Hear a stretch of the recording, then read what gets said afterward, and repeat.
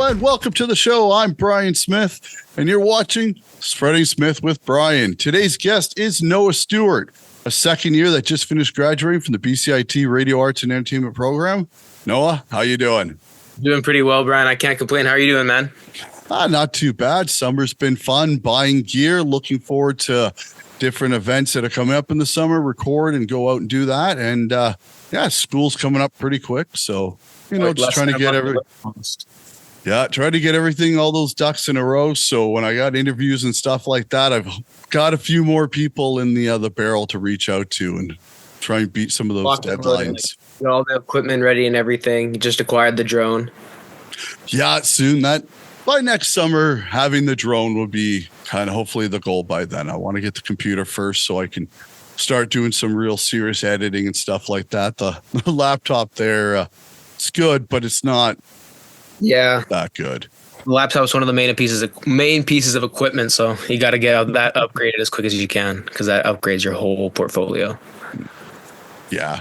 So now that you're graduated, from when you started the program to now, what did you go in thinking that you were kind of wanting to do? And now that you've gone through it, has your eyes opened to something that you didn't think originally? For sure. I mean, I kind of had a narrow barrel going into it. I kind of just was like, I want to come out of this as a sport broadcaster. There was nothing else I had in mind. And throughout the semesters, I didn't think my mind changed throughout the first semester because the first semester was a little bit of you do a little bit of everything. You do yoga, you do policy, you do pretty much everything. But when it came to the second year and we got to actually do media stuff and choose what we want to do, I found myself, even though I love using my voice and talking behind the mic, I found myself going into more of like, you know what, I'm okay doing like social media work. Like if I want to go learn a graphic design course, I'd be interested in that because especially nowadays, the broadcasting market is very limited and it's hard to work yourself into. I do have a broadcasting job right now, but it's still hard to work your way up that ladder. So if you can acquire all these different traits in social media, you can go a long way. So I'd say my horizons have definitely broadened after I graduated. Now, for broadcasting, what did you find yourself doing? So for broadcasting right now, I used to play football for the Richmond Raiders. It's a minor football league in the, I want to say CMFL, but I don't believe that's right. But it's a minor football league, so there's all ages. And after I finished playing football for them, I talked with them. And so I'm doing their PA announcing. It's down in Richmond. I do all ages. So some of the days are pretty long because I can start at 9:30 in the morning. The last game can end at 8 at night. So it's a long day of using your voice. And you're pretty much only consuming water, hot dogs, and burgers. So it can get pretty brutal at times, especially if you have to burp when you're behind the mic.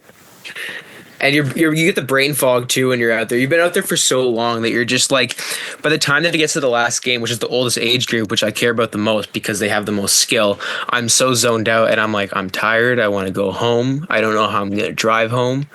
But that's what I do for broadcasting right now. And I really enjoy it. It's fun. It's football. I love football. That's what I grew up on. And now I get to talk about it and get paid for it. So I can't complain about that at all.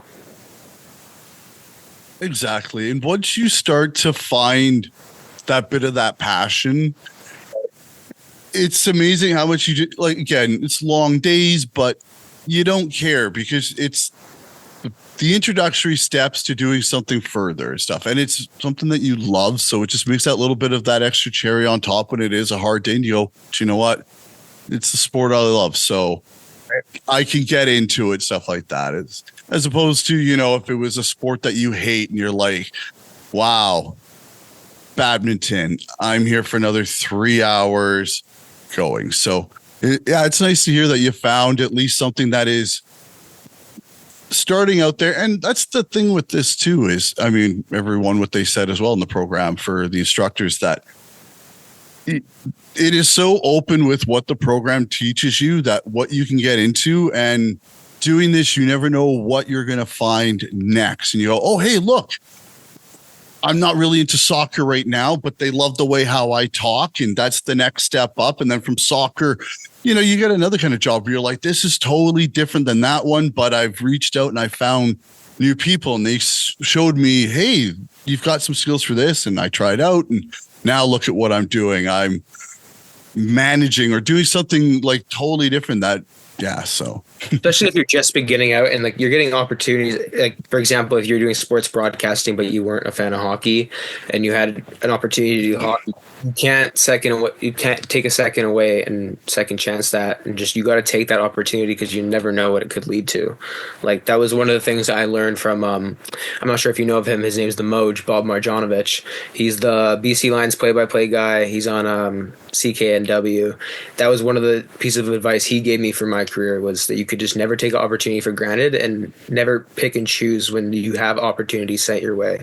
And I think that can go for a lot of people listening with their careers, whether it's in sports or anything. Well, exactly. It's why I love buying, some of the gear and stuff like that. Just practicing, doing photography, getting video, doing the editing, audio, and starting to branch out and trying to figure out these things and finding different people to interview, because I like it all. And again, once fourth, term happens, where you got to start figuring out what you want. I mean, I like I'm probably going to lean towards production just because I love doing some of the different editing and stuff. And again, if there's only so many jobs for broadcasting, so it might just be this, getting my voice out and everything. Most of my professional career might be behind an editing screen doing that kind of stuff or whatever. So yeah, I like to just try and keep it open, and who knows? I mean, you're now one of my little connections into it, and then it'd be like, hey, what's going on? I'd be like, you know what? This is cool.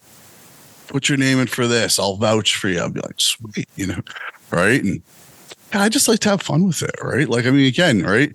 You're my second Noah and stuff like that on the show. I've got you guys back to back. I'm collecting you guys like some Pokemon and stuff. Got to collect them all. So, but yeah, I mean, again, right? Like we get to have fun doing this kind of stuff and spend a few hours editing and sharpening those skills and getting better. And then years from now, I'll look back and be like, oh man, look at those baby steps I took, and now look what I can do and stuff like that. And then you always just, it's interesting seeing, right, from some of the first interviews to now, and be like, okay, I learned how to do this between then and now. And I, started doing this, and look how much better this got and stuff. And yeah, what was something that you didn't think was going to be an interest, but you really zeroed in on it? Like for me, it's kind of been editing. Never thought it would be editing, but I kind of started zeroing into that being a little bit of a passion. There isn't anything that stands out in particular, but one thing that came to mind was, even though I came in wanting to do sports broadcasting, I didn't want to do traffic or anything. When I had my first opportunity to do news on the radio for Evolution 107.9 with BCIT, I found myself weirdly enjoying that, and I mentioned that to our program head, who's also named Brian, that I really enjoyed it. And he said it was probably because it was more of a challenge. And I think that's what intrigues me, when something's more of a challenge. Like if I'm presented with something and one is easy, one is hard, you want to go the easy route, but do you want to challenge yourself? You do, because you want to make yourself better. I'm all about, what's the word? I can't figure out the word. Bettering yourself each day and having that productivity each day. You can't go about each day doing nothing. You got to at least do something, if not more. So I would say doing news intrigued me a lot. Like I never thought I'd be interested in it, but when I was writing my stories, I was actually like very passionate about it, and I would take it very seriously. So I think that was one thing that I kind of like, that opened my mind, and I never thought I would really do it ever or be passionate about it, or even seek a career in it. Well, that's what I liked about some of you younger guys there and stuff like that. When I was originally in your guys' program before, injury, had to get out, back in, blah, blah, blah. And like you guys there were certain ones you liked pushing yourself, and you guys weren't the ones to wait to the very end to get, the project. I was always going first for it. And then there'd be one of you guys who'd be like, I'm second, I'm third. Like everyone, you were always going the front of the pack. You weren't ones like, so what, you're last? I'll trade you something to be last. Please let me be the last one to present. So yeah, I could see that. And especially as your skill set starts developing more, it's going to be, I'm interested to see where you're going to go, buds. Like, yeah, it'll be fun. Funny. I don't know if I'll end up sticking around here in BC, but there's a lot of opportunities everywhere. So Well, even, when I went to Toronto probably 2-3 months ago now, and that was somewhere that I would like to live as well.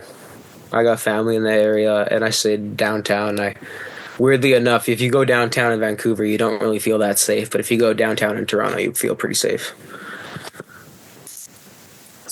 been a long time since I've been out Toronto way, so I'm not sure. But I mean, but that's the thing about being young, right? Like your body can easily recover just couch hopping, stuff like that, finding your way, doing different Yeah. jobs, just getting more of your toes and stuff like that, figuring out where your path is leading. Hmm. So, yeah, I mean, there, depending again, sports and stuff like that, Toronto might be a nice little place for you. Dream kind of thing. What would you want to be kind of doing within like 5 years' time for direction? I mean, the dream for me has always to been work in some capacity in the NFL, whether it's for the actual league or for a certain team. But if I was talking dream, I've always grown up a Packers fan. That's how I've been all my life, and I've never backed down.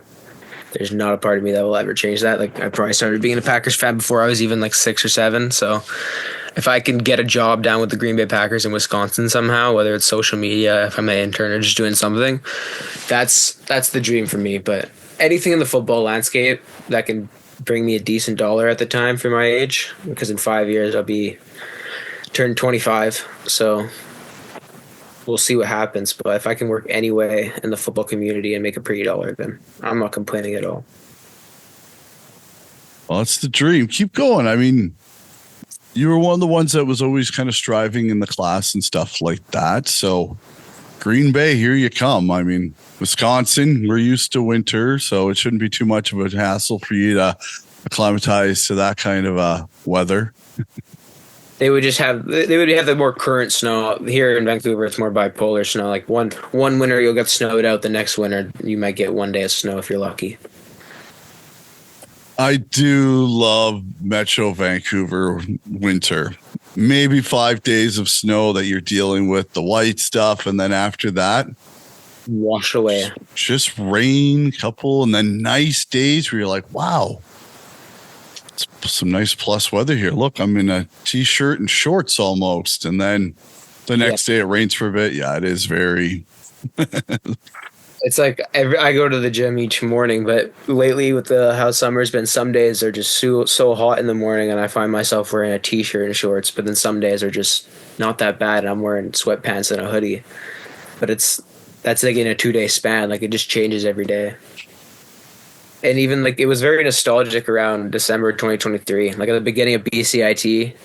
Like when we were all getting to know each other, but like I was taking the bus and everything, and like that time was just very nostalgic, especially with the snow and all that. Well, I mean, our campus is really lovely with the flowers and the maintenance that they do with all the greenery. Like I enjoy it. They take it seriously. I mean, they presented us with a full red carpet on our first day, so They did. So I've always loved that. There are a few areas on campus that I love just going off to, and there was just little green spaces where you had the flowers, some nice stuff, and some shade so you weren't directly in the sun, but you got just to relax and whatever reading you had to do and stuff. Like I always found myself just constantly walking around the campus, finding different areas, being like, all right, we got a bit of time before class happens, whatnot. All right, let's start reading early and stuff like that, get some breaks so that, deal with whatever other classes and everything. Because when you got 7 courses you're dealing with, it gets to be a little bit where you have to make sure you prioritize properly and, make sure, it can get away from you. Where all of a sudden you're like, oh, wow, there's quite a few deadlines all happening in a row. These projects, these midterms stacking up and stuff. And there's some harsh weeks at BCIT, that's for sure. There's weeks where you feel like you've got no assignments and you're living life. Your friends or people that are also in school at like a bigger school or like a more proficient school that only has like 3 courses at like UBC or SFU, they're complaining like, oh, I have to write this essay. When if we don't have any work, our work is probably just editing a video or talking on the radio. So we got lucky some weeks, but there was some weeks where everything would pile up. Like you said, when you have 7 courses in a semester at times, it can knock you down. You could feel like very drained out and stressed out over it. But like you said, there's a lot of nice spots at BCIT, and you even got pretty lucky too, because like even though we had the 7 courses, some days we would have like a 2-hour break in between. You can go do jack all, like you can go get some food, take a nap, then go talk for a while, and next thing you know, you still have half an hour left. So it was a very grateful experience. You always were grateful for the times, even the stressful times. Exactly. And I mean, as long as you were able to manage your time, the truly stressful times were an experience and a major lesson, but they weren't crazy. But it's for the people that I haven't started anything. I barely have an idea formed, and okay, it's Thursday. It's everything's starting Friday. Okay. What am I? Oh, this camera's not working, or whatever, like weird technical stuff that happens where you're like, why the screen is doing what's going on here, and hopefully you can message somebody and okay, they don't understand. All right, instructor, hey, and then this seems kind of last minute, why are you asking me about doing something like now when you should be almost done your editing or whatnot? Like, yeah, I didn't like being last minute. I really tried to, any project I could do right away, get it done right away. And that way, then I could relax and then, be a little bit more of a kind of a mentor to be like, hey guys, how you doing? Okay, well, I've a little bit here. What can I do to help you with, or throw ideas out and, try and help out as best I can. Yeah, because you were always like an older mentor for a lot of us, because there was a lot of younger guys in the program that just came in, and you're a veteran in life and in real life as well. So it just helped us a lot with advice, and when there was hard times and hard struggles sent our way. Well, exactly. And sometimes it's being able to have already gone through a little bit of that problem and going, okay, hey, don't worry about spinning out. Don't worry about spinning out. Okay, give me a little more detail. All right, this is what you can do. This is what can help you. And again, right? Like people did that for me when I was younger and stuff like that, and joined the military, and the old timers there and the old salts. If you worked hard and you kind of made it show that you were worth their effort, then they go, okay, let me help you out here. What are you doing? What do you need like that? And then it just becomes the friendships and the little bit of bonds that come with that and stuff like that. I mean, some of you guys, like you guys were great to hang out with and laugh and in between classes and stuff like that, where it's just, oh, okay, we got a test coming up, next class there. How you guys doing? Okay, let's smoking and joking. Let's get kind of some of those, endorphins going. Let's stop worrying about the test. And then, just run into it and, a little more confident than if you're just sitting there going, okay, I'm, fretting and worrying. And I mean, I didn't know anything about sports. So you guys were always a great kind of thing to be, okay, what's happening in the world? What do I got to deal with? Okay, I've got a sports thing coming up. What's going on? Okay, cool. Okay, explain that rivalry to me. Okay, cool. Thanks. Yeah, I mean, reach out to the skill sets to those that have them that I don't. So. Yeah, and that's something our professors always told us. So, yeah, these are your classmates, but probably down the line they could be your boss or a coworker. You never know. You could be in a lot of assistance of them with anything. Like, if I need an editor, I know who to call out. If I need someone to do sound, I know who to call out. If I need someone to if I just need a good voice, I know who to call out.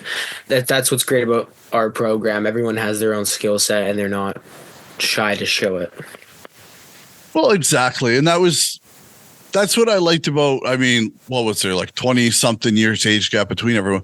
But I got to figure out, okay, they're really good for making voices, sounds, doing this, video, stuff like that. Right. And then, as little projects or different things coming out, especially during the summertime, I want to work with you for something. If it goes through, then, hey, that'll be a really cool on location interview that I want to be able to do and stuff like that. And, being able to reach out to you and be like, hey man, I can't just make it a one monkey show. I need to have it at least 2 monkeys and then the person I'm interviewing, and it makes it fun. So yeah, like I said, I can't wait to see where you go. You do have a unbelievably strong passion with sports. And I really, again, it'd be interesting the steps you go along the way and then see, is sports what you want, or is there going to be something else that catches you in 3 years' time that you go, I didn't even think about this, but this is it now.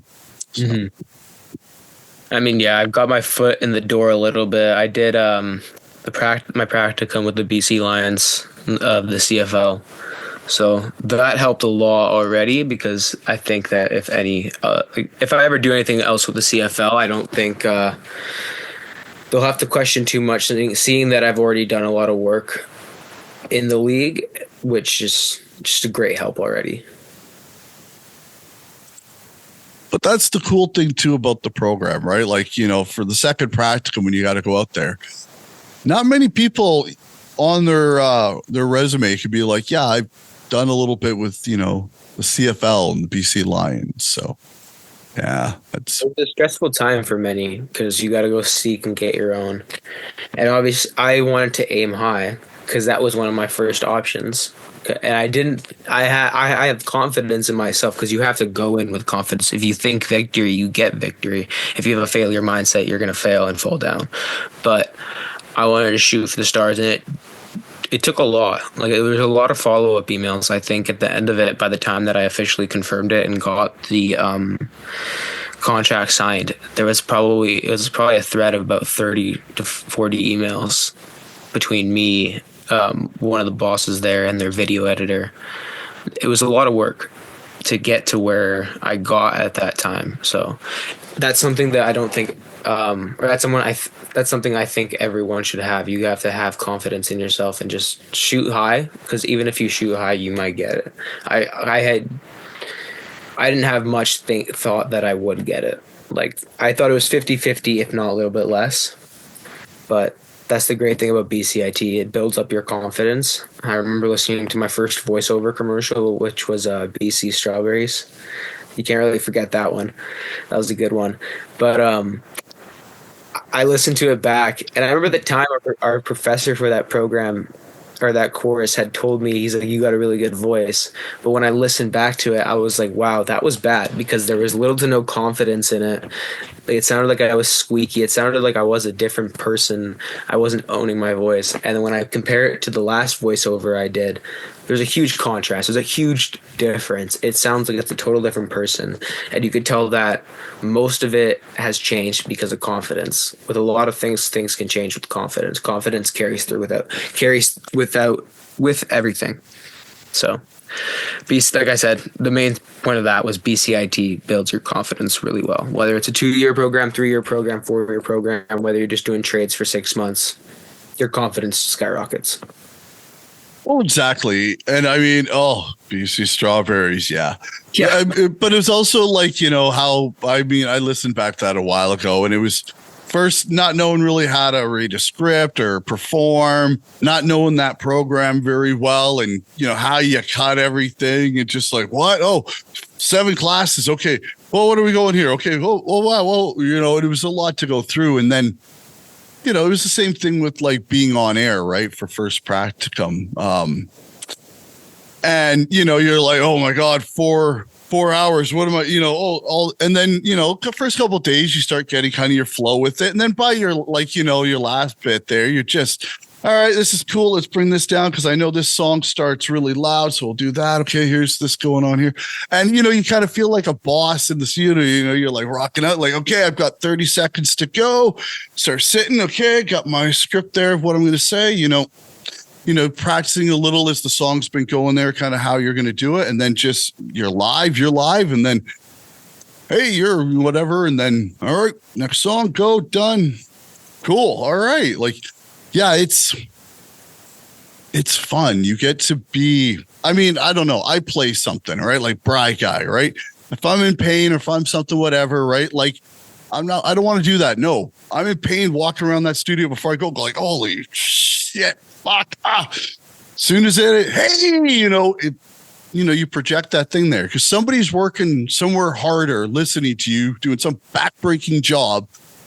Got it easy right now, right? So it's just about entertaining, being something for somebody else. So I don't know what's going to happen, but I'm excited, right? Like, who knows?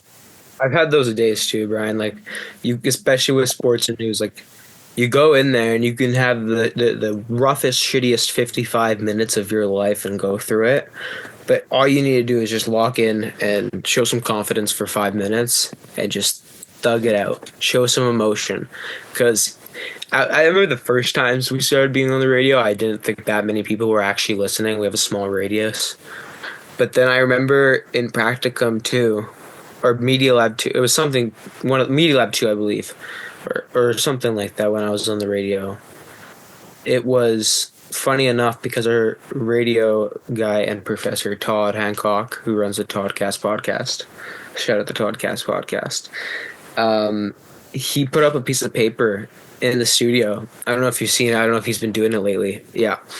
Of like how many people have listening, which days had the most increase, how the weekends were, the radius, the demographics, whether they were male or female. And I remember looking at it and I was like, wow, that's actually a lot of people listening. And this was the time I was on weekends too. And I was like, wow, there's a huge increase of people listening on weekends. That means people actually that I don't know, that's not just my mom or my friends or the professors or people that you go to school with, are actually listening. Whether it's for your stories, the music, the news, or sports, like they're actually listening and they care. So like you said, you got to pick and choose your battles.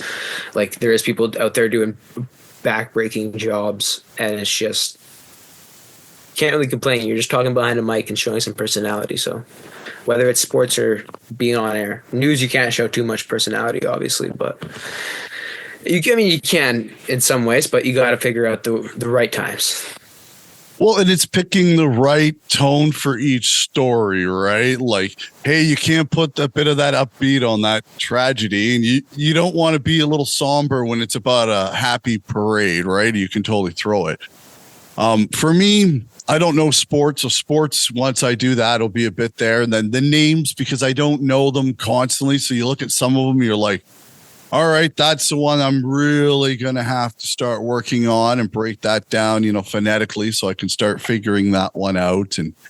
But again, it's 2 weeks. It's not like, oh my God, I'll never be able to learn these names or figure it out and stuff like that. I mean, it'll be very surface as opposed to somebody who knows the sport and knows that team and the rivalry from 5 years ago where, blah, blah, blah, blah, blah, it's leading to this. And, surface level, very surface level, but yep.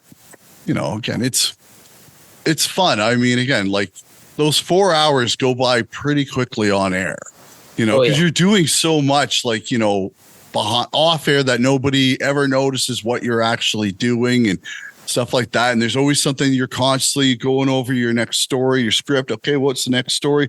Okay, this is a serious one. Okay, let's bring it down here. Hello, welcome. Hey, this one's happy. Hey, everyone, listen to this story. Like, figuring it out because it's out there. It's live. It's okay. Wait.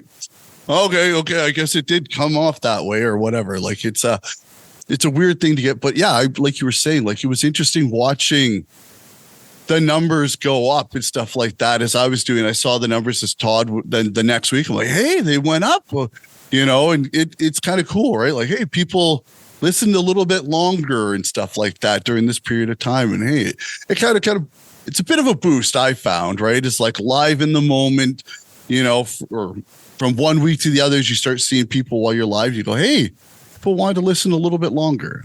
I just thought it was fun. Oh yeah, it's so much fun, and that, like you said, that time moves quick. It could be a 3-minute song, but all the stuff you're doing in between, or if someone comes in to talk to you, or if you're talking to the person on news or sports for a second, there's 3 minutes on the timer into the next EOM, and the next thing you know, it says 30 seconds and it's in yellow, and you're like, oh, I gotta go. Like, I gotta be prepared. I gotta put my headphones on. I gotta make sure I'm getting ready for this sweep to change the volumes. Like, the time moves quick. Like the 4 hours, it seems like it's a lot, but it goes quick, especially when you had the morning shifts. Like, there was the 7 to 11 shift. The mornings would be rough, but then right when it hits 11, you're like, I'm done for the day. Like, what else do I do? I'm done. Like, I just go home before noon, and that's it. The 4 hours is done like that. Yeah, I did the 11 to 3. So I didn't have any sports or news with me. So I had 32 segments. Wow. And at the start of it, it took me like almost 2.5, 3 hours to write out everything for all those. And by the end of it, I was getting it done about an hour and a half. I was writing out different segments and stuff like that for it. And I don't know. It's fun, right? Like, depending on which way you went. I mean, I was writing stories about, I broke out of the brig and we're on some spaceship and we're going off. Like, you get to have some weird theater of the mind fun is, somebody is driving to a job site or wherever. Because like you said, like the tower's at Metro Town. So the radius going out from that. But yeah, I don't know. It's an interesting kind of career path I've chosen. Interesting gig. It's definitely different than getting your doctorate or anything, or your bachelor's, but it's a lot more fun, and it seems like it's just fun in all games, but it can be very serious. Like that, it can get very stressful. There's a lot of serious things we do. Whether I know it sounds like we just joke on air and do all that and tell funny stories, but there's so much serious stuff we have to do as well. At the end of the program, you really become a jack of all trades and not a master of none. Well, that's what I like about the program, because you get some of the journalism and everything, and how many articles you end up writing, between 400 words and 1,000 and all the other stuff like that. And so you've got writer down, and then learning how to use a video camera to an extent, and learning how to video edit. And again, it's not the same as the TV and film where they're really learning the nuts and bolts of that to be a true expert with using cameras and all that sound here. But we learn all that kind of stuff as well. And then like it's fun. And then the on-air stuff where you learn how to do sports, how to do news, how to just be on air. And even though you might not want those things, that's cool, because you'll learn marketing, you learn all these other kinds of skill sets. And then by the end of it, I mean, again, like you said, you went in with one idea, and now you've kind of gone through all these different iterations of the course and all the different parts that it offers you. And now you go, okay, cool. I've got these options, and I didn't even realize this existed for me. Right. I really broadened my horizons after the internship with Alliance, because it was just crazy what I was doing. I felt what I was told by one of their big boss guys over there was, don't expect the same thing every 2 days. Like every 2 days is going to look very different. It was a 5-week internship, and pretty much every 2 days did look very different. Like I remember in the first week, one day I was in Surrey, one day I was at home, one day I was downtown in Vancouver, one time I was downtown at their business location. And like, it really broadened my horizons. Like I went in with wanting to do media and broadcasting, but there was a day during the internship I actually did sales. And I called leads that they had, because they did a sell-a-thon. So they were just trying to sell tickets and all that. And I was calling leads. I was making cold calls, something I never thought I would do. And I was kind of put into it. And it was just like, I was supposed to be writing an article when I went there. And 10 minutes into being there, they told me someone didn't show up, and I'm making calls as well. But it ended up being a lot of fun. I was doing it. Everyone had their own group. I had a really good group. They had a great senior executive in finance and ticket sales over there. And I was doing it with, I know you're not a sport guy, but the BC Lions quarterback and highest paid CFL player, and Nathan Rourke, really great player. I was doing it with him as well, and he's a great guy as well. So it's just being around all the players really makes you want to just be a part of it, because like, it's very surreal to me. Like there is some of these guys I've grown up watching. Like some of these guys have been in the NFL and I've watched them play, or like even I've been to these BC Lions games and watched them play, and then now they know me by a first name basis. Like it feels so surreal. Like some of them follow me back on Instagram and they'll say something here and then, and it's just that really broadened my horizons, because I felt happy. Like I felt like this is something I could see myself doing for a long time. And it was just nice because I got a taste of everything, whether I was writing an article, making sales. I was even doing some labor, doing some physical labor, moving stuff and setting up equipment. So it really broadened your horizons. Well, and that's the thing, the hard work with school, and now you've met celebrities and people that you respect in their field. And it wouldn't have happened if you didn't work hard. And the results of those brutal days and studying stuff like that, and then you make it through, and now you have people who other people watch following you because of stuff you did. So yeah, just keep, like I said, keep busting your ass and you'll be amazed what comes of it. Shoot for the stars or aim for the moon. It's something like that. You know the saying. I know what you're saying. Don't worry. Yeah. What? Shoot for the stars. Be happy with the moon or something like that. I kind of know it, but I don't. Now that I'm thinking about it. Shoot for the stars, aim for the moon. I think that's what it is. Yeah. Something cool. Something catchy. Yeah. So, have you ever had to deal with the paranormal in your young life so far? If there ever been a situation that's made you go, I can't explain that at all. There has been a couple for sure. I believe in spirits as well. That's one thing about me. The one thing when you said that came out to me was weirdly enough, it was at BCIT. Because me and a group of people decided there was a wrestling event on in Europe, so it was on at like 1 a.m. So we decided to book out room 135 is what it was, the policy room. We booked out that room, and when we got there, me and a friend got there, and when we first got there, that door was completely locked. There was no one in the building. So we went to the studio to just chill out for a little bit. And like 2 minutes later, we're like, you know what? We'll go try to like jimmy the lock. Like we booked it. We're allowed to be there. And it's very quiet at night, obviously. So you can hear if somebody comes in the building because you hear the door open or anything. And 2 minutes later, when we went to go jimmy the lock, the door was already a bit open. After being like completely fully locked. And there was nobody in sight. We didn't hear anything. No door opened or closed from our ears. And that front door, you can hear it. If there's nothing going on in the building and you're in that studio, you can hear that front door close and open. It's loud. So that was like, I couldn't explain that because the only thought I had was, well, could it have been a security guard? But like I said, we would have heard them. So how do you explain that door being open after 2 minutes before it was completely shut off and locked?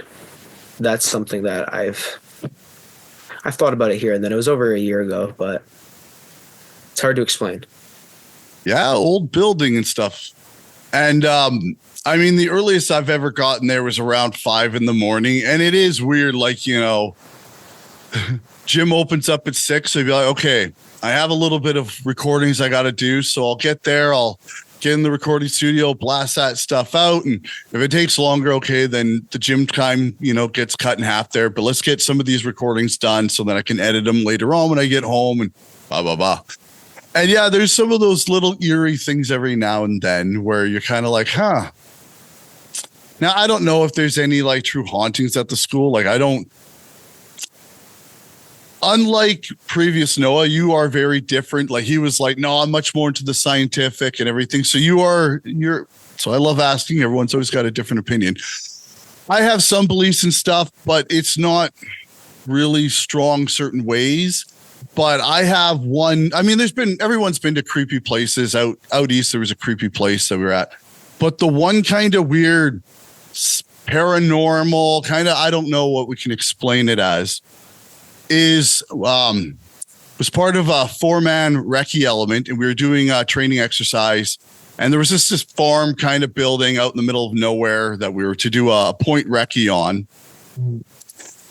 And it was surrounded by heavy woods and stuff like that. So as we made our way to the area, the 4 of us broke off. The 2 IC and the machine gunner stayed to be in the vantage point, and the IC and me went off to go do what they call the clover leaf, right? So as you get to the target, you circle around it, get close, move away, get all angles, and then get out. And so we make off. We start getting through the release point. Now we're starting to make our way there. And as we're just skirting the woods, because it was really thick, full of all kinds of deadfall and stuff like that, it would have been way too much noise to try and go through it.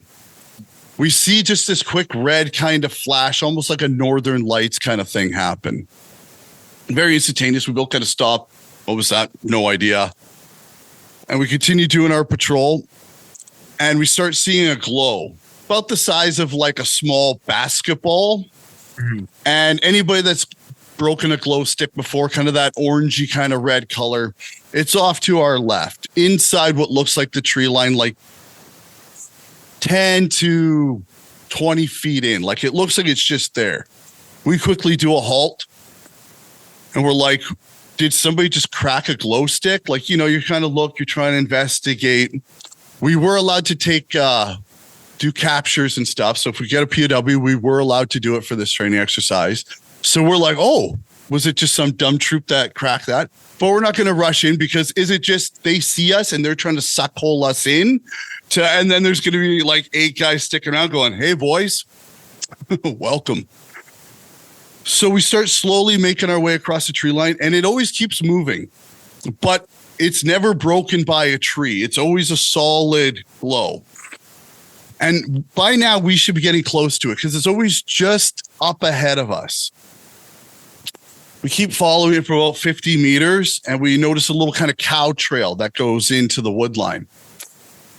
So we start making our way in, going really slow. And as much as we try and get to it, we can't get to it. And there's no sound, nothing. Like it takes us forever to move our feet to make sure we're not snapping branches or doing anything like that. And no matter how much we move, it's just hovering and going in. We get about 100 meters in and it just vanishes. So we're like, okay, what's going on here? Like we're in the middle of nowhere. Like this isn't industrial lights. Like the woods we are in is thick.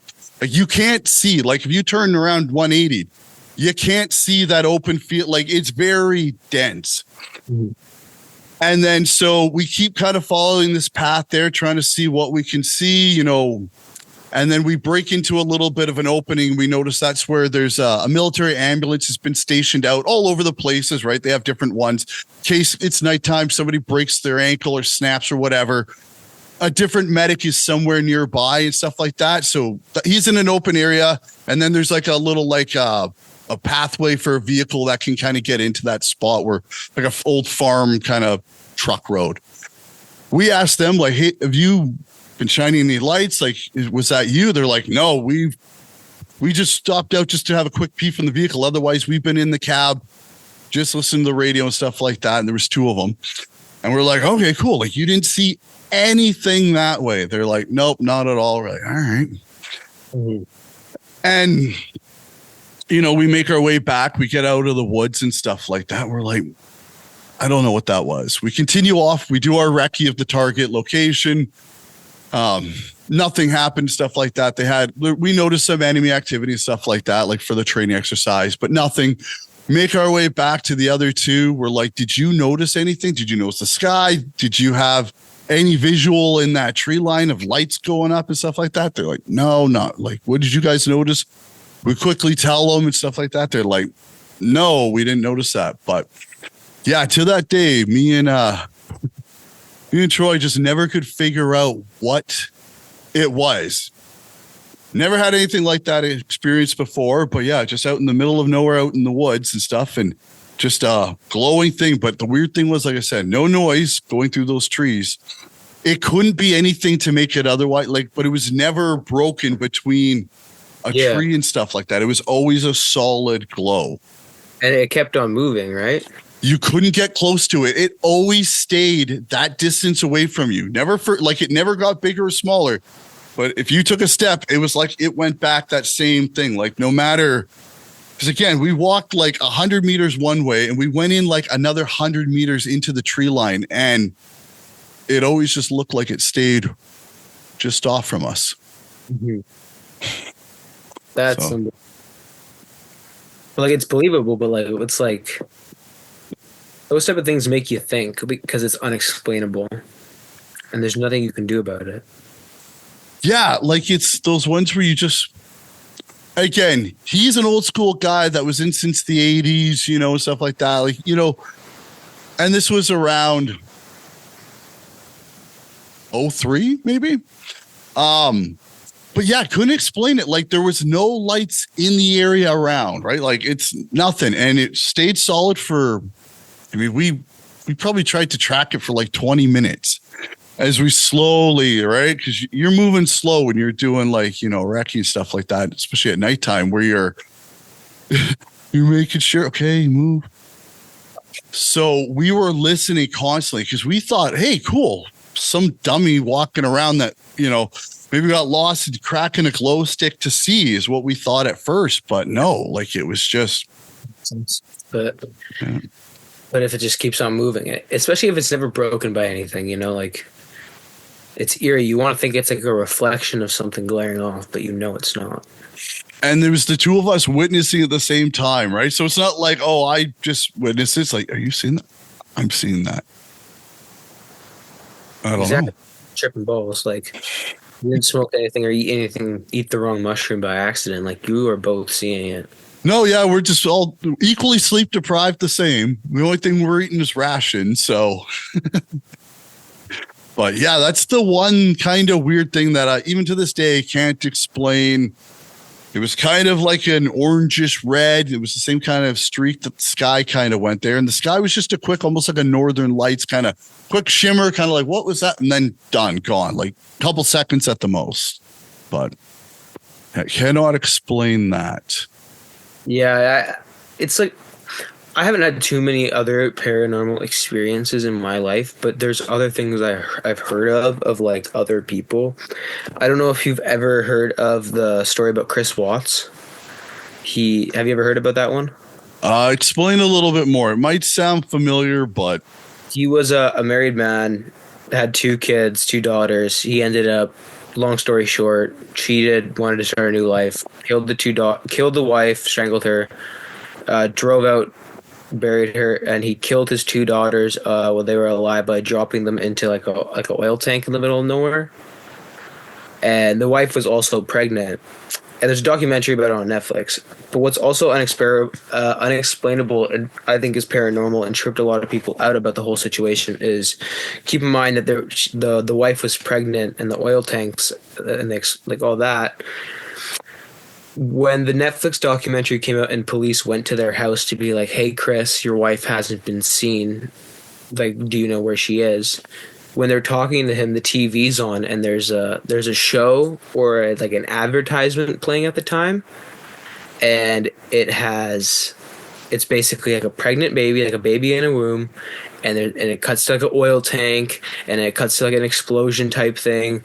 And it's just like unexplainable the exact time the police show up to like do all that. And he also turned around and like looked at it real quick. And I think he kind of like probably thought about what just happened. But it was unexplainable. You can see when he looked and turned at the TV that his facial expression was slightly changed after that. But that's something that I've always thought about I think is very paranormal and I think was a sign in some way. Even though it's unexplainable, I think it was a sign in some way.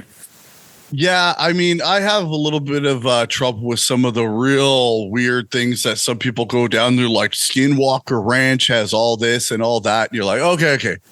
But I mean, I do think that there is kind of a weird form of karma in a sense, right? Like if you do kind of wrong or certain things, like, maybe things get balanced out. I mean, the scale's always balanced in the end, right? So, but again, right, there's a lot of people that take like, hey, that could be something. And then, they're like, well, you know why? Because Bigfoot and did something like that. Like, somebody always tries to ruin something. But I mean, yeah, sometimes with those little, how things line up is eerie coincidences that happen where you're like, oh, that is, that's kind of crazy or stuff, or especially like certain stories you hear about like the killer and certain things like that. And then kind of how a one-upping happens or how they get caught and stuff. And then it's like, well, that's karma. Yeah. Like there's good karma and there's bad karma, obviously. And a lot of bad karma gets given out more than good karma. And like we just said, like the only word to describe all of it is unexplainable, because like you just question it and you're like, how can this happen? Like there's no way, like with the example I said, like with the TV, like how can something pass through with the TV message? Like that's just a program. It was programmed to do that.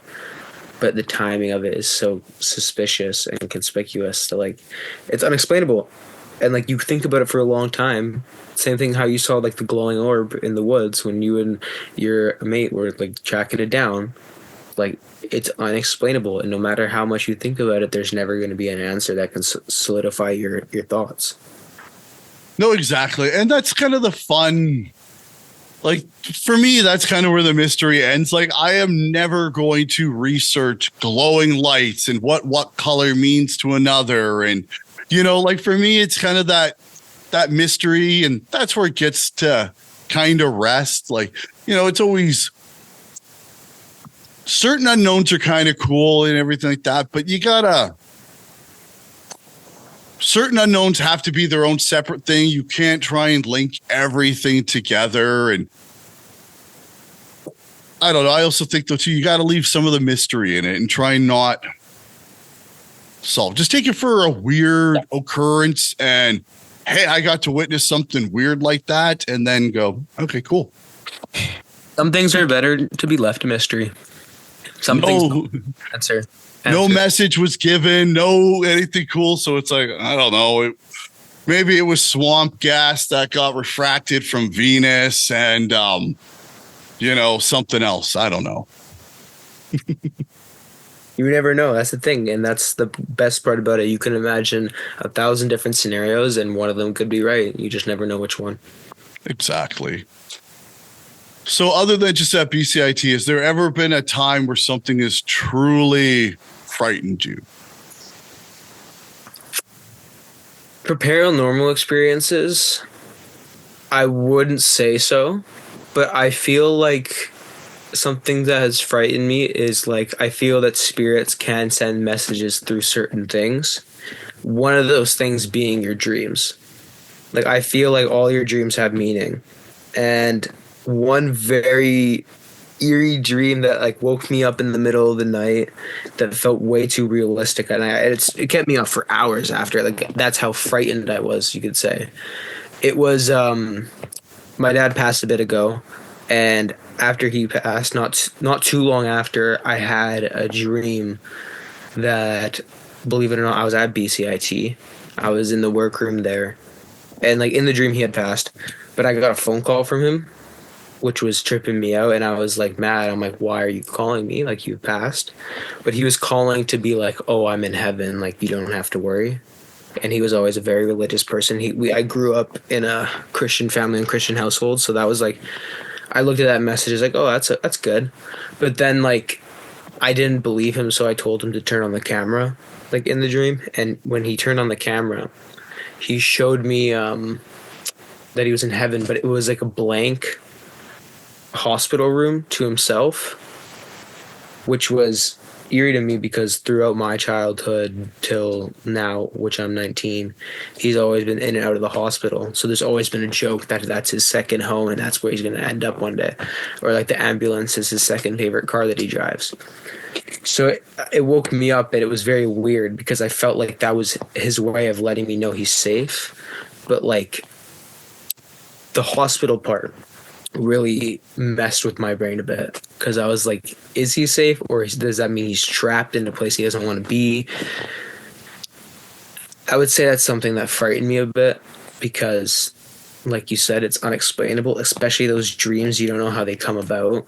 Like you've probably had some wild dreams. Like I've had one last night. There's some wild stuff that's unexplainable. I've had dreams that are stupid. Dude, I had dreams as a kid that were just unexplainable, but it frightened me because I think it was a message in a way. Yeah, and sometimes that is not knowing how to decode the message, and you feel like you're given something, but you're like, okay, I don't have the reference box to this puzzle. Like, is there a corner piece? It doesn't seem like there's corner pieces to this puzzle. Okay, where do I start with this? But, I mean, it also could just be the weird joke, though, too, of heaven, you know, just looks like the hospital, right? Like, it's yeah, I don't know, without truly knowing and stuff like that, knowing the jokes or whatever. But yeah, no, it feels like it's a good message. Maybe you're not like he's not screaming like Jesus, we were wrong about the beliefs. Like, all right, start letting snakes bite you right away. Like the bigger, the most poisonous snake, the better. I don't know where that got lost, but that is very important. Getting bitten by snakes, right? So you weren't given any kind of catastrophic warning about that. So Yeah, so there's not too much warrior stress there. It was just something that's unexplainable, yeah. Well, we have dealt with winters before. Mm-hmm. But have we dealt with what comes with winters in Japan? So high in the snowbound mountains of Japan, when blizzards howl, Mm-hmm. people speak of a woman, pale as frost, silent as death. Her name is Oki Na. She is beautiful, she is deadly, and if you see her during a snowstorm, it may be your last. Is this a situation where it's like you should run if you see a black cat cross the street? Possibly. So, Oki-ona is one of Japan's oldest and most endearing oka, or spirits or supernatural beings. She first appears in oral traditions from snowy regions like Tooko, Niigata, and Omori, where back in the day, those kind of places were so remote that when blizzards and snowstorms happened, everyone was truly isolated. Mm-hmm. Where the harsh winters would claim the lives of travelers. And to explain it, they started building this tradition. So it got me kind of wondering, if you were to become a supernatural being of myth or legend, right? What would you want to kind of have your legend be? So she is of a winter tale. So obviously the story of, respect winter, everything like that, it can kill. What lesson would you want if you were to become a supernatural being? I think it kind of folds back into our conversation about good karma and bad karma. If I was a supernatural being, I would want to be able to analyze every conversation that's had across the world, no matter who it's by. Like every conversation's analyzed in my head and it gets sent through. Like when you're born, your name goes on the nice or naughty list by Santa, just like how that's done. But I want to my mind would analyze those conversations and it would pick up on clues if they're being a bad person or not, because there's a lot of bad that goes on in the world. And if they're treating someone poorly, especially if it's someone that they're supposed to love and care about, then I would return bad karma their way. I don't think, it sounds crazy, I don't think I would want to return good karma, but I would want to be the supernatural human being of I hand out the bad karma.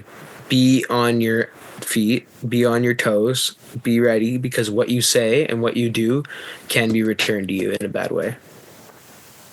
So you would be a supernatural being that hangs around places like Wall Street and capitals of different places, and your legend of supernatural would be any kind of person that's in power who's not being good. Okay, now what would your supernatural being's name be? Pick up some kind of weird. What would you call yourself? I would call myself.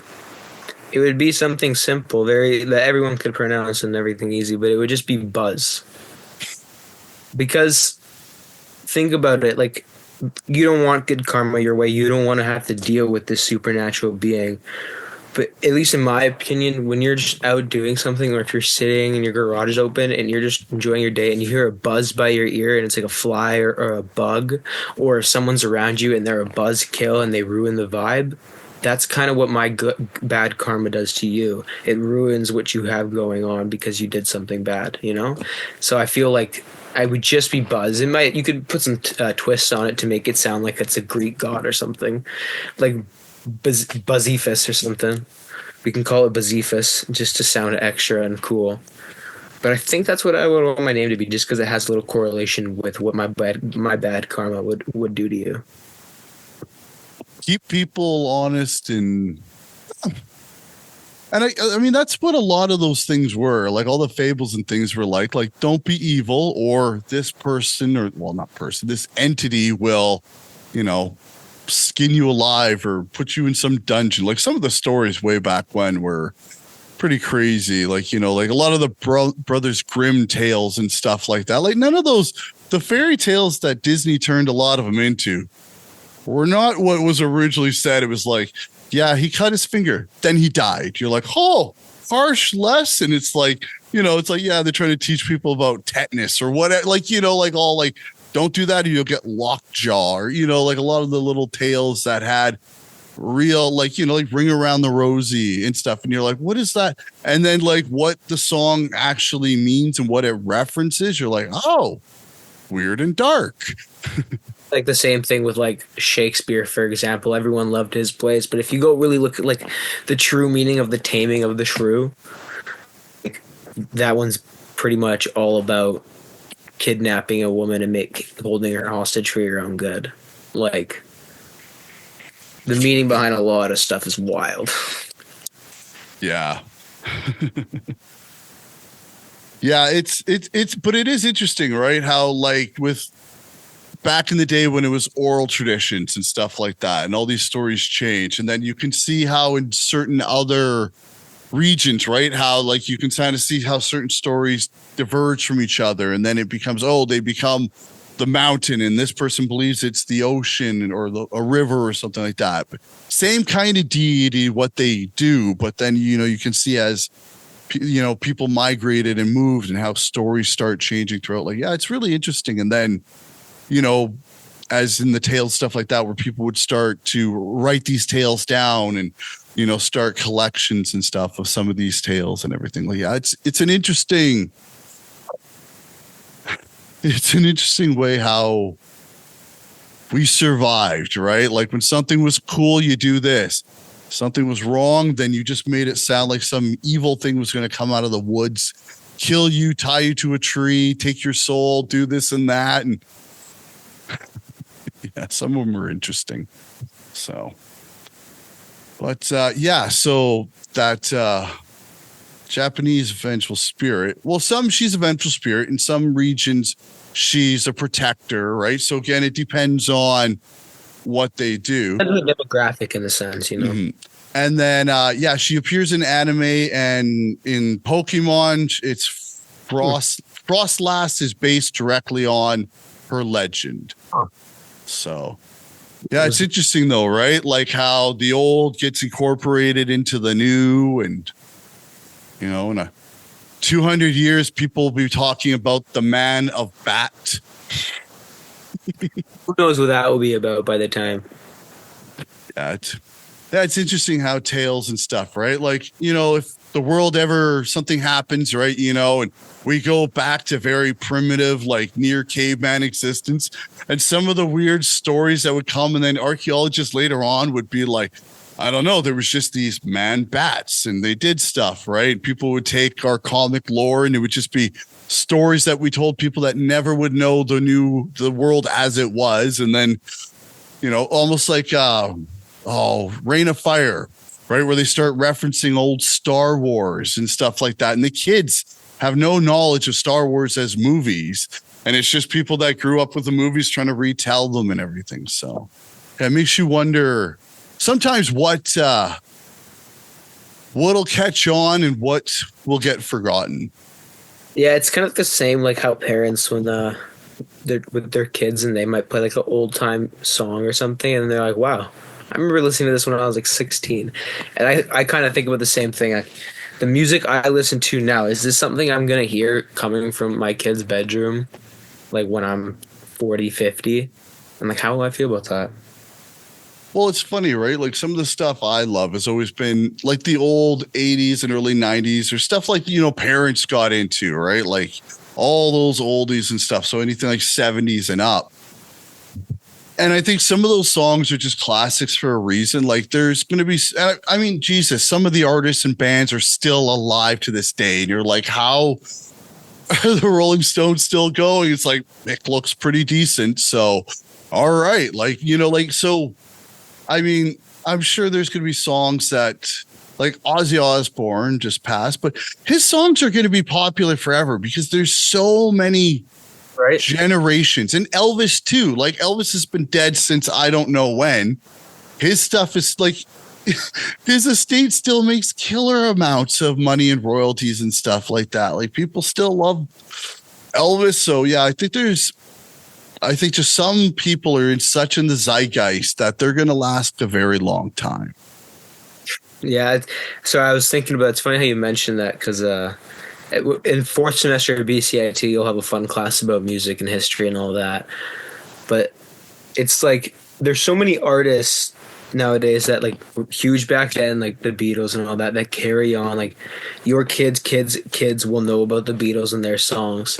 And like, yeah, they're still making a bunch of money. But I just thought about, I believe it was Elvis when he first started out. His manager ended up selling his contract for, I can't remember what it was at the time, but today's value was like $5,000. And like he sold Elvis for $5,000. Like of today's money. So he really pulled the rug too soon on that one and lost a lot of fortune. But there are countless stories of those people not seeing that artist, band, program, company. They sell off early, and then it's like, oh, how much did you sell for? I sold for $5,000. And it's like, how much is that amount worth now if you kept it? $1 billion. And you're like, oh, like, yeah, there's a few people that are definitely kicking themselves. But then there's other people that look, I didn't know that. Back in the day, I had $5,000 that I was able to invest and do this in, or I paid off this thing that I did, or I helped somebody with whatever problem they had, right? So for some people, they look at it as the worst mistake of their life, and other people look at it as, well, hey, I didn't know that, and that company could have also become worthless.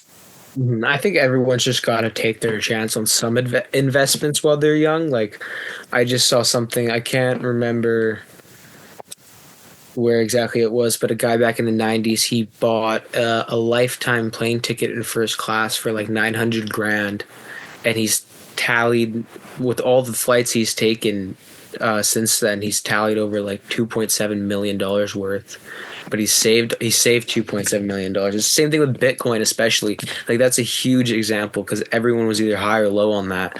I remember seeing a story that somebody bought a large pizza for their family for 18 Bitcoin when it first started.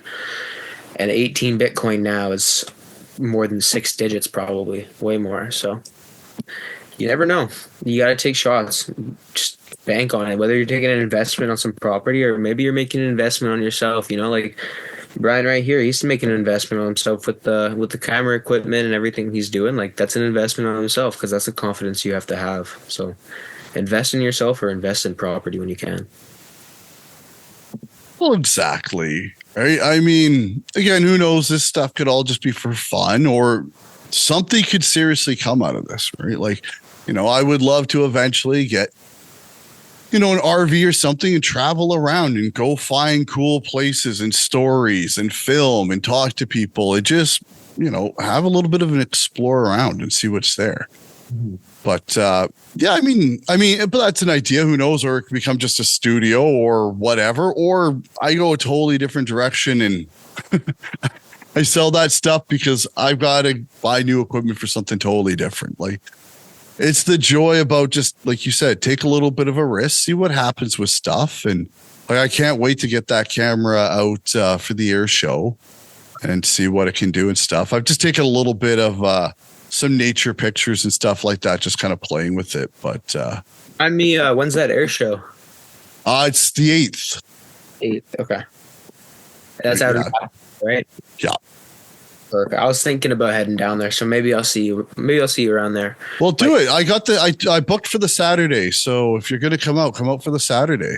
We'll link up. We'll do some stuff there. I've got all bunch of the gear. If you'll come out, I'll bring more stuff. That way you can carry more of it too, and we can do some different things with it.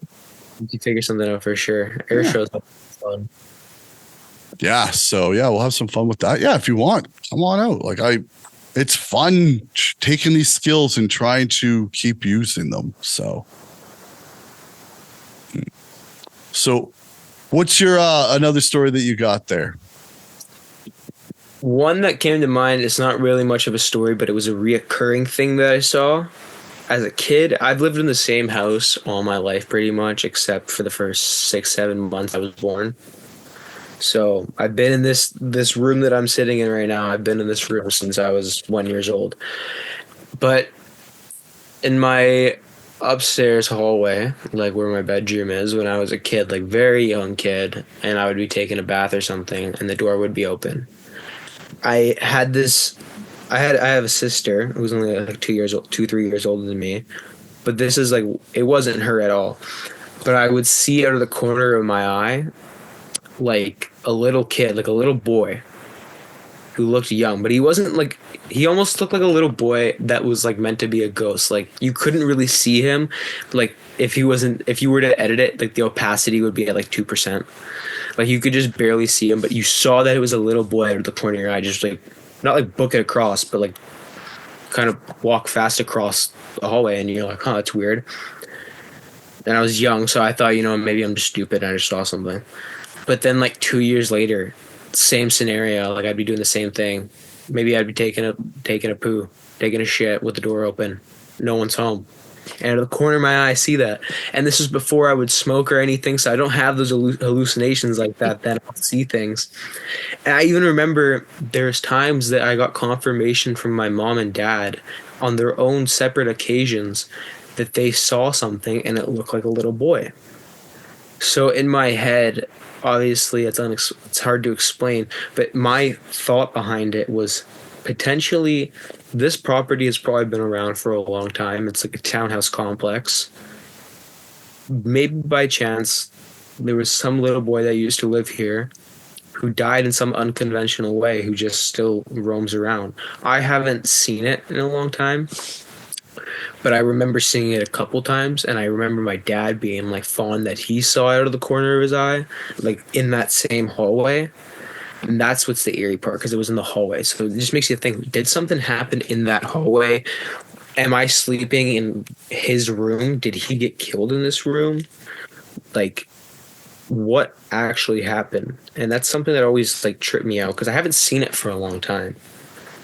Like the last time someone saw it was my mom or dad, but I haven't seen it with my own eyes for a long time. And I kind of want to see it again, because you kind of forget what it starts to look like after a while, but it was something that, like, the theme and the word that I've been saying all episode, unexplainable.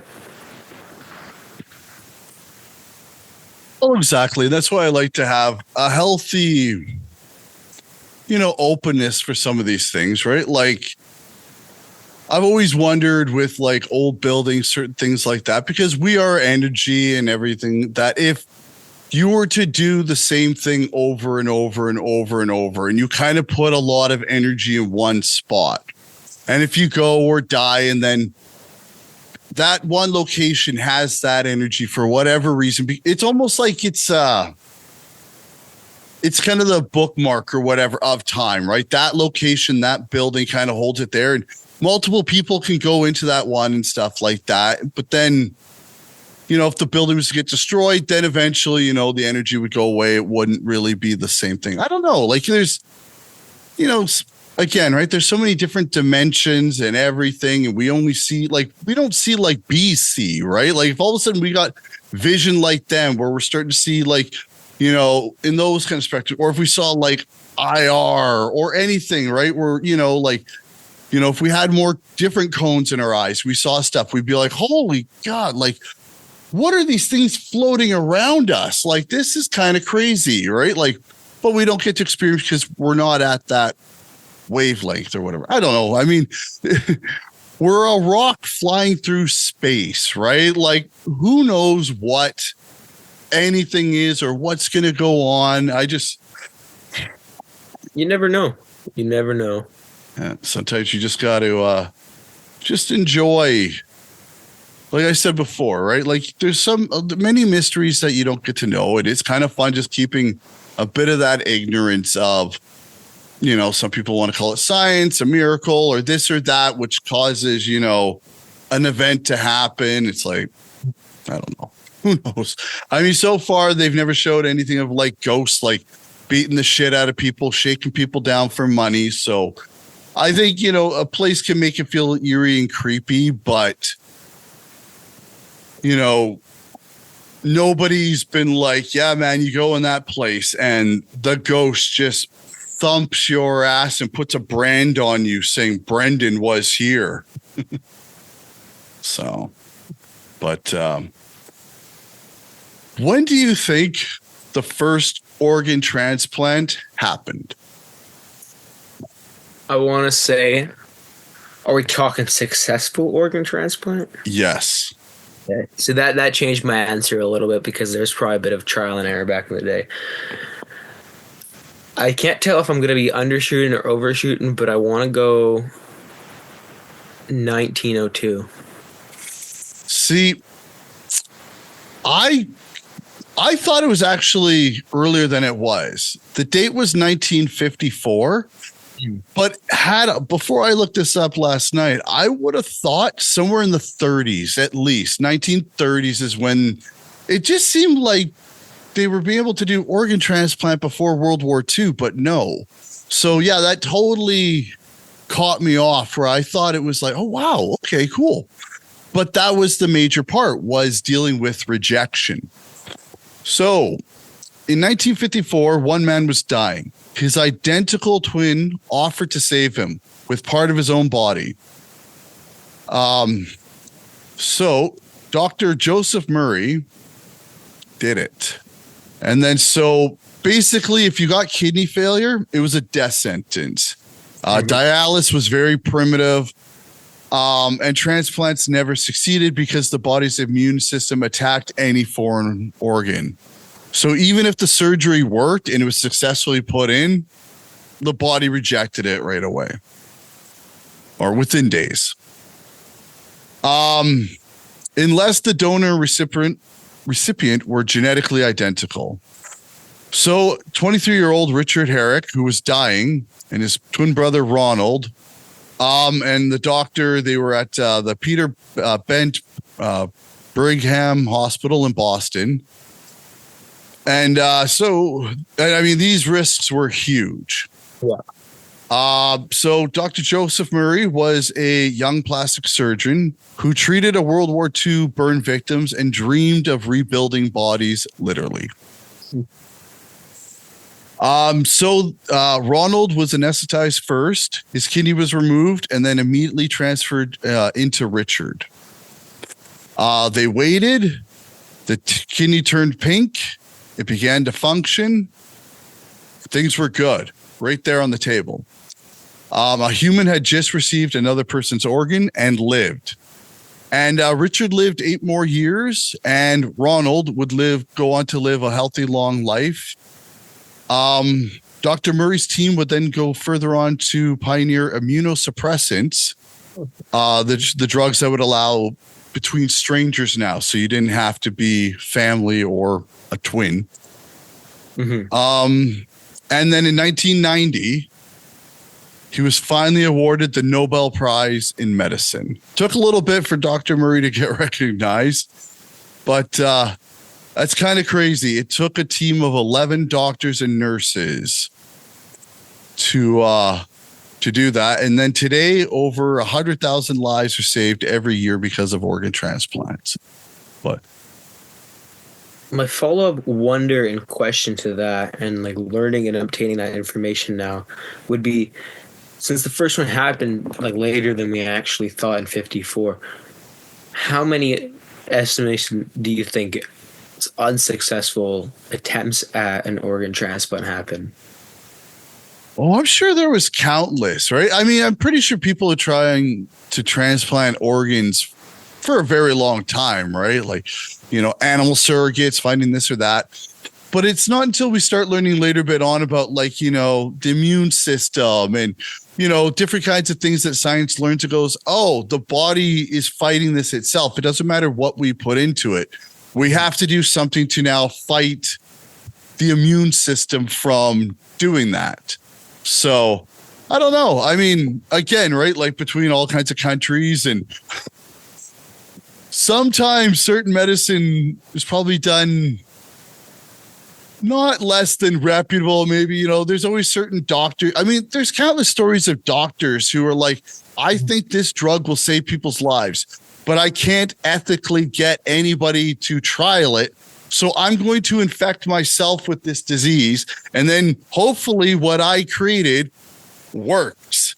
Mm-hmm. Hey, it does. Cool. Awesome. Right. Like there's so many crazy. I mean, I doubt this guy was transplanting a kidney to himself, but there's so many stories of doctors like that it just went the gangster route of, okay, I can't ethically get any board to certify this for human trials. So, oh no, I somehow got this disease, and look what I got here, folks. And let's record these findings. Okay, cool. But and again, like they say, right? Like go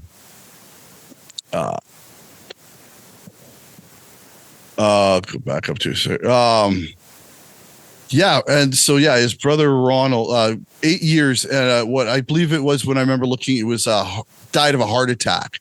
So the transplant was fine. There was nothing wrong with that. It was just the heart attack that took him out and stuff. And then his brother giving his kidney, I think he went on to healthy life, a very healthy, long life. Yeah. So it's kind of like crazy things, how those first steps with medicine or anything in general, when it comes to learning, is, you figure it out and you start figuring out, okay, hey, why isn't it working? Why isn't it working? Hey, I think this is the X we've been looking for. Let's count for this. And then, I mean, nowadays you think about it, 100,000 lives, but that's the day now where they have to find somebody and find the organs. Like we're getting at the point soon where you're going to get sick and need a new heart, liver, whatever. They're going to take a little bit of your blood and they will 3D print a brand new heart that is yours. You won't have to worry about rejections, having to go on immunosuppressant regime to keep that organ and stuff. It's just going to be what's broken. I mean, eventually one day we're going to turn into like little salamanders or whatever. We're going to lose a finger or a hand. They're going to be like, what were you doing? Skateboarding, doing dumb stuff. They're like, all right, a hand takes a day to make, so you're gonna have to wait. What do you mean I gotta wait a day? All right, like people will whine that, but then they'll have their hand back, right? Like as long as an asteroid doesn't strike the Earth or we don't get into some crazy nuclear war that blows everything up, like we're gonna start being able to 3D print organs and skin and anything else that is going to be of your DNA. So rejections and everything completely compatible with you. And then, like, I don't know, 3D printing, nephew's got a machine and it's really interesting what they can do with it. Have you watched some of this? Have you done any of it? I mean, back in my high school, we did have a 3D printer. So we did like some small things with it. Like I don't have much experience with it, but like we would do like a little Batman throwing star. Or like something like that, or like I think we did a little baby Groot because that worked out well because it kind of looked like wood. But the 3D printers are really cool, honestly. You can do a lot with those nowadays. Like I've seen people 3D print some wild stuff that actually works. So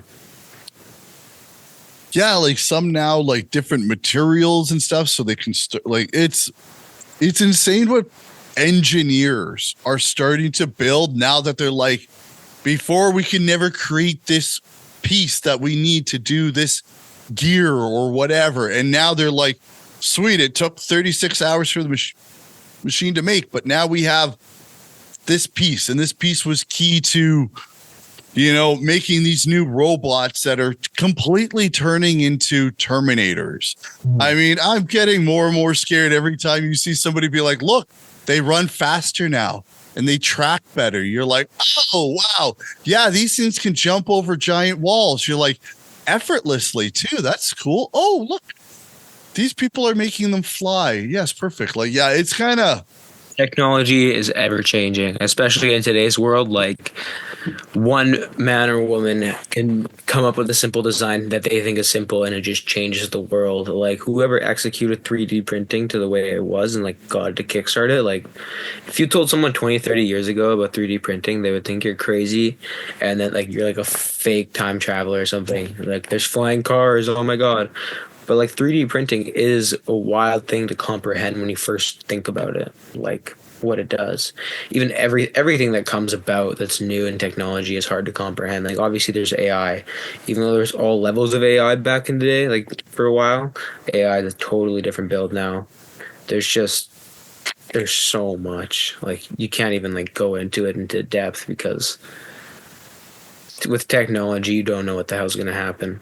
Like, now that they have glasses that you can kind of record with and like no one knows what's next, I could put in my contact and it has a recording camera in it as well. Like, that's probably going to happen one day. Like, it's going to be some Cyclops type thing. well, they've already have cameras that contacts that you can see in the dark now. They allow you to see better and stuff. Like, yeah, it's going to be. Now, here's a weird thing. Do you think we're going to go genetic where I want to see better? I will just eventually, hey, put this in. Hey, here's the upgrade genetically.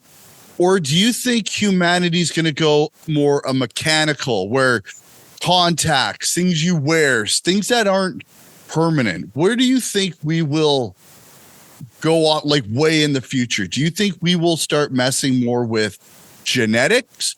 Or do you think that we will go more with cybernetics? I would say with the future in the next 5 to 30 years, in my mind, I think the world goes the genetic way. I remember maybe a year ago, I had a fun night and I was pretty inebriated and pretty intoxicated. And I watched a video on genetic engineering. And I don't remember all of it, obviously, but what I do know is that, in a sense, what I might say seems crazy, but genetic engineering, in a sense, can lead to making super babies because you get to pick and choose what you want with your baby. Like, that's what they were comprehending. Like, in the near future, it is possible with all the things they do with genetic engineering, especially like it is involved already today with I can't remember if it's diabetes or not, but that kind of, or insulin, there was some type of drug or medication or anything like that they use genetic engineering to monitor it and slow it down and eventually not like get rid of it, but like limit it to a different extent. So that since they've already been using genetic engineering and like going through things genetically, even though there's already like a lot of mechanical, I feel like a genetic is more possible with the route they're taking. Mechanical can become overpowered and overcomplicated. Genetic, a lot of these doctors do know what they're doing, and a lot of these researchers do know what they're doing as well, and analytics and all that. They can collect all this research and stats to prove that it is safe and humane. So I don't know if you completely agree if you think it's mechanical or genetic, but I personally think the world and everywhere takes a genetic route moving forward. I think we're going to have a split off of humanity, right? Because I think there's going to be people that don't trust genetics in the same way of like messing with DNA, but they will totally, in the same way, like, cut off a limb to have faster legs, right? Like, where they'll mess with down here and do this, but they don't want to do those kind of things. And I think as humanity starts going to different planets and space travel, if all those things are in our cards, I think humans are going to diverge a lot. You're going to have, okay, the humans that have adapted themselves for Venus and Mars and this planet's moon here and stuff like that. Okay, we go mechanical. We get rid of lungs. We have special things here that take it in to fuse it because this planet's nitrogen based, right? Like, I think there's going to be like what's known as human is going to start vastly changing as different things start coming up because, hey, being this kind of, but I also wonder though, too, if, space travel will basically just be a bunch of humans that have turned themselves very mechanical. Mm-hmm. They, guide the ships, whatever. And as you get to these far off planets and different places, that's when like the genetic pods, start making the embryo babies and stuff. Okay, we're now at this phase. Start the incubations. Boom, boom, boom. And then generation 1, generation 2, generation 3. Like, I mean, I always like kind of wondering those weird things. Like, how are we going to handle going to the next, the moon? Okay, it's just right there. Okay, Mars. Now we're dealing with many months. Okay, these ones, right? Like, eventually there's going to be the bit where you just don't come back anymore. So you don't care what they look like on Earth because that's not what works for this moon's environments and stuff. So yeah, it'd be, I don't know. I always find those kinds of things weird and interesting. Sometimes those documentary shows and they go off and what they think alien life forms will be like on this planet because they've studied and, it's got a strong nitrogen base for this. And, like those weird. Yeah. How is it? Do you think there's life on other planets? I think so. I think it's too difficult it's too difficult to know, but I think there is, because if there is multiple universes, like we're just a universe in multiple universes, then who knows? Maybe there's another place that's just like Earth that's a bit different. But to me, it seems also kind of hard to believe that there's another place that's like Earth and it has human life like us. I do believe not like really in aliens, but like in those weird forces. Like there is presences out there on some of those planets. Are they aliens? Probably not. Are they probably just a weird looking thing we've never seen before? That's probably just a weird variation of like a dog and ostrich, probably. And it's just got its own thing going on. Like who knows? That's what goes on Venus. And like, who knows what goes on Venus? No one can tell you that. Like, no one goes up there and visits and analyzes it. Like when you see something you don't know and you're in space and it's a living thing, the first thought is alien. But I just don't have that much belief in aliens, but I do have belief in there's other life out there, if that makes sense. So you're going not intelligent life like, Men in Black, where there's all kinds of alien, species, but there is life out there like worms, bacteria, simple life form, but nothing that is plotting our destruction.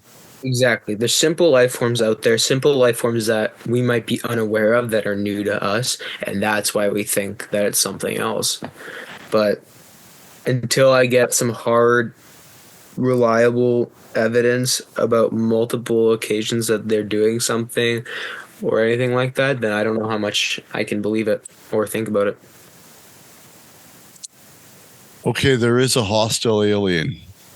What do they look like? And what is their weird power ability that might be able to overpower humanity? When you say it, what does it look like? Obviously, the first thing that comes to mind for me is like E.T. It's got like, that's kind of what I picture right now, but like a smaller version of it. Just like weird arms, big gut, binocular looking head. Remind me the question about the follow-up again, other than what it looked like. Oh, so like what is its like power ability? What is its ace in the hole that might be able to take out humanity? I would say it has the body temperature is able to change frequently, so it can go to different places. Like it has that ability to go, and like if it wants to go touch the sun, it can. Like it can go chip away at the sun or the moon. Either way, work on one in the day, work on one in the night, like whatever one's closer, and they can just chip away until the sun or the moon's gone. And without the sun or the moon, there's not much we can do. Oh, so you're talking about them messing with our sun so it goes like supernova or like the red dwarf or whatever, where it just takes out that way. Okay. Or it's like you've seen like a full moon or a half moon or like the DreamWorks looking moon. You've seen all that. That's how the sun's gonna eventually be. But instead of it just being blocked off by a shadow, it just starts to like lose those pieces. So when you see the half a sun, it genuinely is just half a sun. So that's how it messes with us. It doesn't directly encounter or interact with us. Even if like a shuttle goes up there or like a monkey in a spacesuit goes up there, they're not going to interact with that. But they have the body temperature to go affect the sun or the moon without feeling any way. I've always started having a fascination with like octopus and stuff, man. They are so gangster where they can blend in, shift, like smart, like I always wonder like if an alien would look something like that and just take over. Because they're unbelievably smart as it is, and it would just be I don't know. I can kind of see that, but instead of like really long tentacles, it would kind of be like the size of like lily pads, but also the same number. Like they would have 8 lily pads or 6 lily pads as legs, like that size legs, not actual lily pads, but that's what they're Kind of like that thick kind of. Yeah, but still the big head. Mm-hmm. Yeah. I don't know. Because it is always fun to think like there's definitely stuff out there. Like, I mean, because you think of like on Earth, right? They're like, look at that pool of, is how hot and it's pure acid. Look, it's either at this or at this. And then you find like microorganisms living in there or down at the bottom of the ocean near heat vents. And they're like, nothing should live here. But look, crabs kind of thing is living there. Like, yeah, it's interesting. Like with the extreme locations that life can live on Earth, you wonder, what can survive out there and stuff. And yeah, I don't know. Yeah, it's always fun just to go down weird little rabbit holes and just who knows what it is? Who knows maybe we are the only life and that's it, right? Once the Earth is done, that's it. She tried. It's all just propaganda, There is no such thing as the Milky Way. It's all just in our head. Someone just decided, hey, I see something that looks cool. Oh, it looks like milk and it's in our way. It's the Milky Way. Yeah, or it's just like Men in Black and we're just in some kid's marble. Yeah. Yeah. But if you it's the future, right? A bit. What planet in our solar system would you love to check out? What is one as a child you're like, that is so cool that you learned on for one of those little reports in elementary school? Well, I've always thought of Saturn because it has the big ring. Like, how could you not love that? But I believe, I could be wrong, it might be Uranus that has even more rings that people don't know about. There's one planet out there, I think it's Uranus or Venus, that has, I forget a bunch of the planets. I don't think about that often, honestly. I don't think about them as much as I should. But I think that's always something I've always thought about. Like, even though it's a big circumference and all that with the ring, I always thought, what if I played around the whole ring? Like, what if I can do something like that? Or what if you're able to live on Saturn and you're able to go travel to the ring? Like, there's things you could do on the ring. Like, that's something I've always thought of. I never really wanted to go. I kind of wanted to go to Mars just because I thought it was cool. And I really, as a kid, I liked the Mars chocolate bar. So I thought maybe they'll have some on there that I can have, like a sponsorship deal. I mean, they have the Milky Way chocolate bars too, so maybe they love their planets for chocolate bars. So I always thought about Mars growing up. Just, you never know, it would be its own trick or treat, but you just get Mars everywhere. Oh, can you imagine that? Like, well, I mean, that'd be weird one day. Like if every planet had like their branded bar. Yeah. Yeah. That's where they're manufactured from. Little did we know, and they just dropped down. Saturn, what's its candy bar? What is its flavor? It's it's just like a milk crunch, you know? And it's a chocolate bar, but each little piece has like a big circle in the middle, which is like a crunchy part, which is like the ring. So it's like a milk crunch. So I can't really think of any like actual chocolate bars. If I had to pick like a real one that Saturday would be, I don't know, you might know it. You know the crunchy bars by Cadbury? Yep. Yeah, those ones. That's what I think it would be, like chocolate on the outside and then like all that sponge, the sponge toffee on the inside. That's, yeah, if it was a real chocolate bar I had to choose, I would say that. But if I could, on top of my head, the first thing I thought was like a milk crunch. All right. You somehow get famous and a brand tells you you get to make an energy drink. Hey, it's this generation's big thing. What flavor would you want for your energy drink?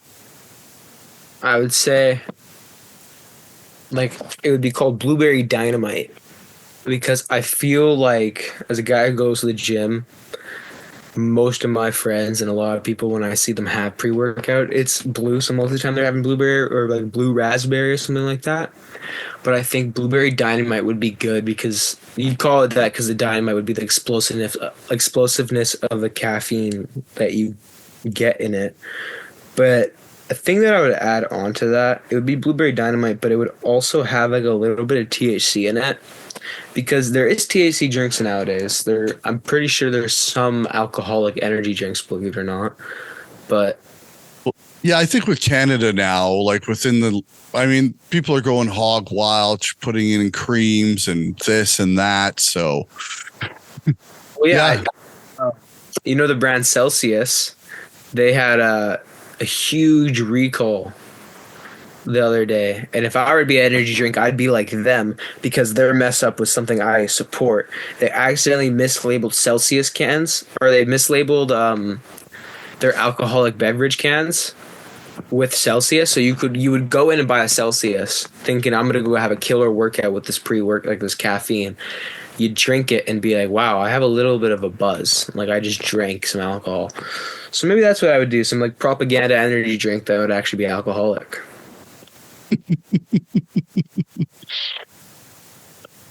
Set up in some third country that's, pay off a couple politicians, it'd probably be just fine. I don't know. I think within like Canada and America, like, yeah, it's probably some jail time falsely labeling what's in your drink. It's representation. Gotta go find out all the country's laws and all their legalizations and just figure out where you can find a little look in the cranny and just do what you gotta do. Yeah. Blue raspberry. Now, I think maybe later I'm gonna make a pie. I still got a whole bunch of cherries and blackberries that we picked, so bought some pie shells. Gonna make a pie later. That sounds delicious. I wish I could come to Abbotsford and take some home with me. Well, if you come to the air show, I'll have a pie done. And then after the air show's done, stop by the place, grab the pie.